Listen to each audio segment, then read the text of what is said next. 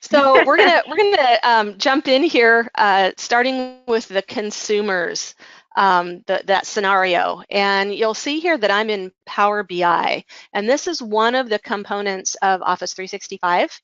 And being a consumer, in my role right now, I don't really necessarily care about transactional information. I want to visualize and consume that more strategic information. And so the pieces I'm going to show you right now are strictly out of the box. These are actually content packs that you can just load right in to Power BI, and it'll pull data directly from Dynamics 365 Business Central. So I'm just going to show you a couple of examples here. Business Central does come with a full relationship management component. And so CRM, so you can see we've got opportunities and estimated close dates and things like that. So this is all information that can come right to you in your own Power BI workspace directly from Business Central. Let me get back to my favorites here. I also have a finance dashboard. And you can see, I didn't do this before, but when I drill into these, it actually takes me into the full dashboard. And so you can see I've got different components here, and these are all available individually as well. And I can change what I'm looking at. So here you'll see this actual net change by date.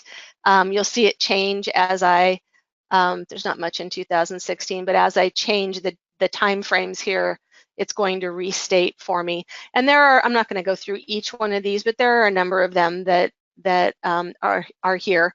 And we'll see more of these a little later as well. And finally, I have a sales dashboard, and this looks very much like the CRM dashboard, but this is actually booked business. These are closed sales. And the same sort of thing applies. I can click on it and actually get into a full dashboard view here. Now, one thing that you might have noticed when we're looking at our information here is this ability to ask a question about your data. And this is really one of the powerful features of Power BI. It allows me to use natural language to find out more information about my data. So I can come in here and say, I want to see, show sales amount actual. And so if I do this, you can see there's a number there. So that's just the total sales amount actual. But maybe I want to see this, let's say by city.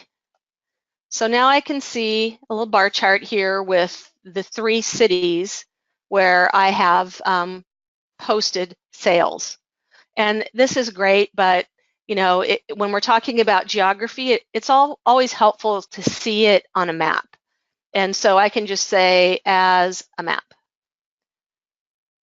And so now you can see that, and the circles, the little bubbles here are kind of represented as the bar chart was. So the bigger bubble is in Atlanta, and that was the longest one. So that one has the most sales.